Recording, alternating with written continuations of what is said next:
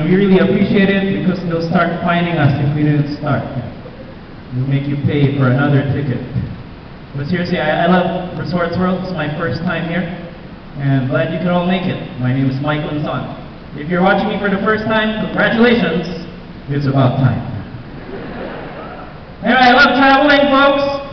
But every time I take a plane ride, I always feel that they have a surplus of information for me. Like, I don't really need to know how high the plane is going, or who's flying the damn plane. I never get to meet the pilot anyway, but they will insist on it. Good morning, ladies and gentlemen. Welcome to PR Flight 175 Manila to Davao. In command of this aircraft is Captain Napoleon Justo Jr. Assisting the controls as First Officer Time. Expected time of arrival at Davao International Airport is 10:45 a.m. How is this going to affect my life, huh? I mean, seriously, I'm trying to sleep here. I mean, it never happens when I'm in a cab. Although that would be strange, right? Good afternoon, passenger. Welcome to RME Taxi Star 180. In command of this taxi is me, Mang Tonyo. Assisting me in the control is nobody. We are now cruising at a speed of 80 kilometers per hour. To your right is the SM Mega Mall. Kindly disregard the meter reading 30 pesos. It is a mere guide. I demand 300. Thank you very much. Actually, I love action movies very much, especially if it's an American action movie. Especially the scene where the good guy, the cop, will stop a cab. Huh? It's always there. American action movie. Somebody goes, "Taxi, follow that car." What are you, a damn cop or something? NYPD. Oh, yes, sir. Yeah. What are we chasing after? Terrorists, shut up and drive. This is Agent Morgan requesting for backup in pursuit of a gray sedan. That will never happen in the Philippines. I guarantee. You will never find a Filipino cop going, "Oy, taxi! Sunod mo kaya kotse yun!" Pero bakit? Saan ba pupunta yun? Pare, hindi ko alam. Pulis ako. Hot pursuit! Sir, saan nga pupunta? Hindi ko alam eh. So, sir, sandali, sir. Linawin lang natin. Susunod po tayo sa kotse, hindi natin alam kung saan pupunta. Yeah, exactly. Paano ba yan, sir? Hindi wala na ng metro.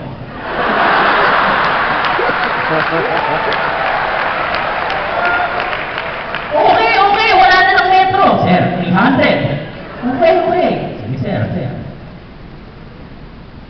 Pero matagal lang kayo nagpupulis. Actually, mga 3 years na. Sir, delikadong trabaho yan. Yung bayo ko, sir, polis, patay na. Bakit tumimik na yung sinusundan? Sir, kulang kayo. Sir, question. O ano, hindi ba yung sinusundan natin yung black na Honda Civic? Oo, tama. Hindi ba kumanan siya dun sa iskinita? Oo. Sir, tandaan niyo mabuti ha. Bakit? Kasi magpapagas muna tayo.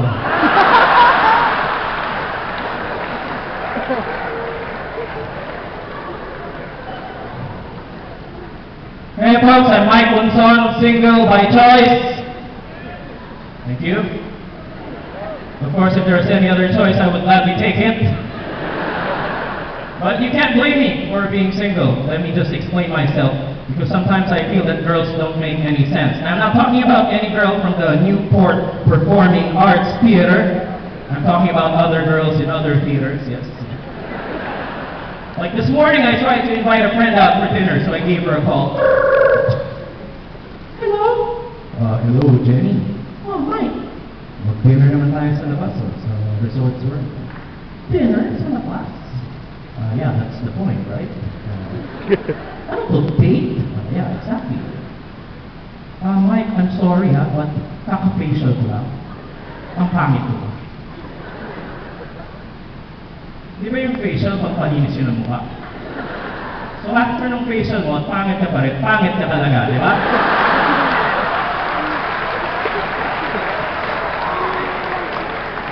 I mean, really now, right?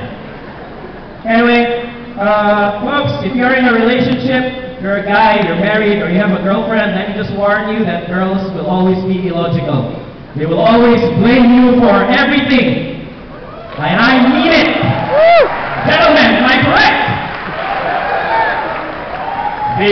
say things like, "Hay nako, grabe naman, wala akong signal." Kasalanan mo to, Jeff eh!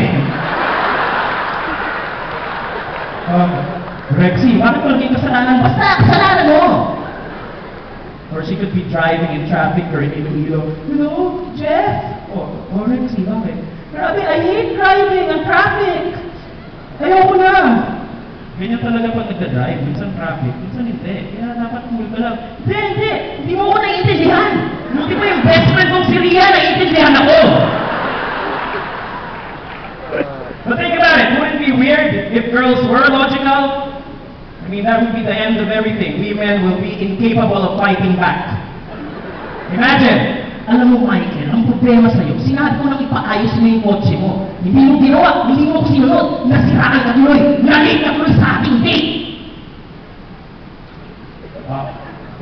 Hindi nga kita sinunod, so... Masarap.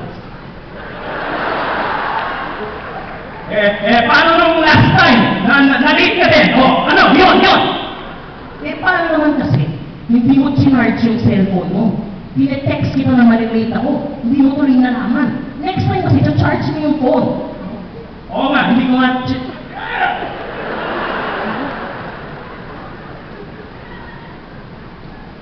Actually, I think if you're in a relationship and you break up and it doesn't work out, there should be like a lockout period, right?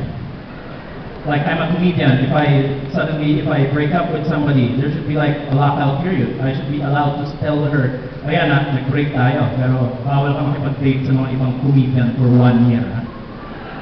Kasi i-compare mo lang sila sa akin, hindi ka masatisfy.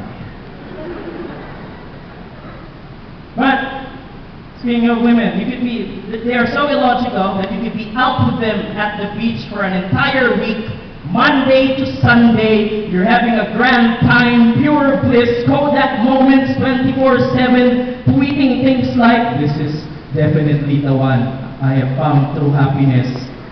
Monday to Sunday, nothing goes wrong. Come Monday and you can't be with this girl because you're busy. "Hello baby, I'm sorry but I can't go out with you today. I'm kind of tired." So, anong sinasabi mo? Ayaw mo akong makasama? Hindi naman sa ganun, pero well, I'm tired too. And ready sana akong makipagkita sa'yo. Ang hirap dito, ako lang nag-give sa relationship na to. My God, Michael, when are you gonna grow up? Hindi ka ganyan nung bago tayo makakilala 2 months ago,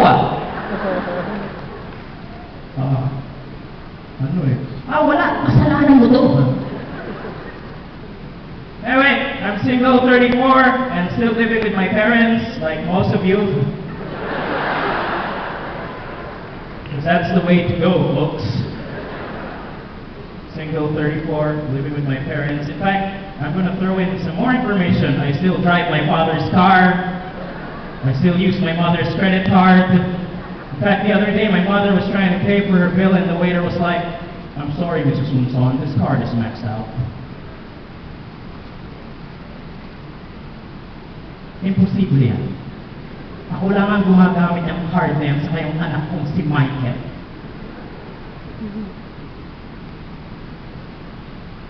Wanna be a Michael. But that's what I like about this country, the fact that we can live with our parents forever.